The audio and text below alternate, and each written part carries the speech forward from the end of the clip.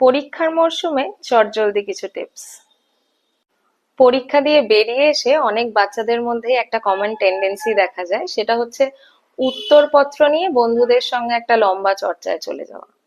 এতে ওপর ওপর দিয়ে দেখলে কিছু ভুল নেই, তবে এক্সপেকটেশনের থেকে যদি বেশি ভুল ভ্রান্তি হয়ে থাকে সেক্ষেত্রে কিন্তু বাচ্চা পরীক্ষার হল থেকে একটা রিগ্রেট নিয়ে বাড়িতে ফিরছে। এবং সেক্ষেত্রে আহ, পরের দিনের যে পরীক্ষাটা বা পরবর্তী যে পরীক্ষাগুলো আছে সেগুলোর জন্য প্রিপারেশন বা প্রস্তুতি যেটা করবে, তাতে যে প্রপার ফোকাস বা কনসেন্ট্রেশনের দরকার হয়, সেখান থেকে কিন্তু ওরা অনেকটাই ডিস্ট্রাক্টেড হয়ে যায়, কারণ যেই রিগ্রেটটা নিয়ে বাড়িতে ফিরছে সেটাই মাথার মধ্যে ঘুরতে থাকে। যেহেতু ওরা খুবই ছোট, খুব সহজে ডিস্ট্রাকশনস গুলো থেকে কি করে নিজেকে বের করে আনবে, কিভাবে আবার ফোকাসটাকে ফিরিয়ে আনবে, এটা নিয়ে স্ট্রাগল করতে করতেই অনেকটা সময় কেটে যায়।